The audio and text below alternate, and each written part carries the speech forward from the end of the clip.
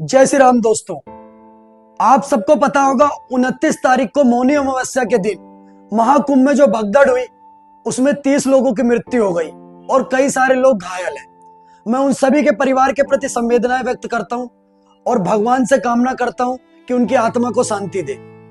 लेकिन आज जिस प्रकार से पूरा विपक्ष मौलाना अखिलेश यादव समेत राहुल गांधी हो या भारत का सारा विपक्ष जिस प्रकार से योगी जी को घेरने का काम कर रहा है और सारा ठीकरा योगी जी पर मरने का काम कर रहा है, कहीं ना कहीं ये बिल्कुल गलत है।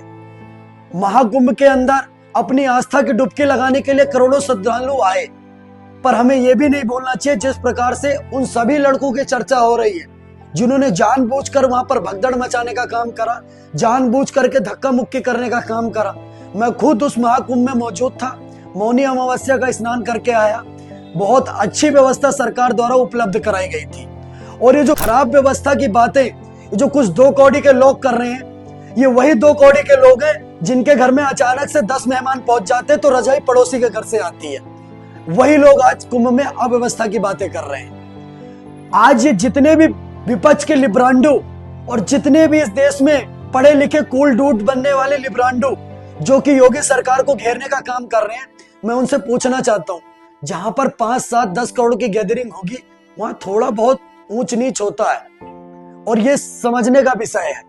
आज से पहले भी कई ऐसी घटनाएं हुई हैं और ये जो कुछ 2 कौड़ी के सुअर इस देश के कठमुल्ले जिहादी जो इस कुंभ के अंदर इन 30 मृत्युओं पर अल्लाह का कहर बता करके मजाक बनाने का काम कर रहे हैं, इन लिब्रांडुओं और इन सुअरों को कहना चाहता हूं, 2015 में मक्का मदीना में भगदड़ में 2500 लोगों की मौत हुई, 2006 में मक्का मदीना की भगदड़ में 1500 लोगों की मौत हुई और अभी से 3 महीने पहले मक्का मदीना में ही एक मशीन गिरने से 150 लोगों की मौत हुई। तो ये किसका कहर था?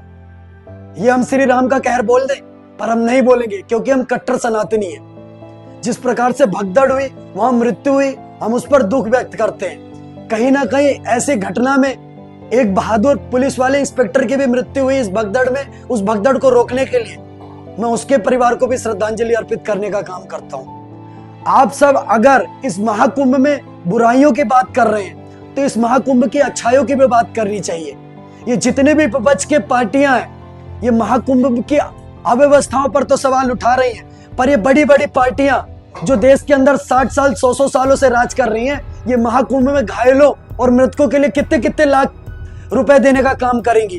कांग्रेस पार्टी की कर्नाटक में सरकार है, हिमाचल में सरकार है, तेलंगाना में सरकार है। कांग्रेस पार्टी क्यों नहीं बोलती कि कर्नाटक, तेलंगाना और हिमाचल से जितने भी श्रद्धालु महाकुंभ गए थे और उनमें से किसी की भी मृत्यु हुई तो उनको 25-25 लाख रुपए देगी? क्यों नहीं बोल रही है सरकारें?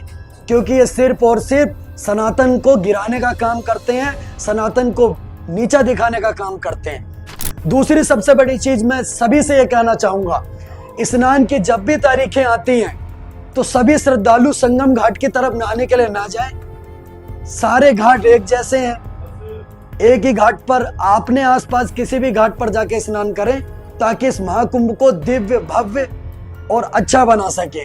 सनातन का गर्व, हिंदुओं का महापर्व महाकुंभ, एक बार जरूर जाइएगा। जय श्री राम, हर हर महादेव।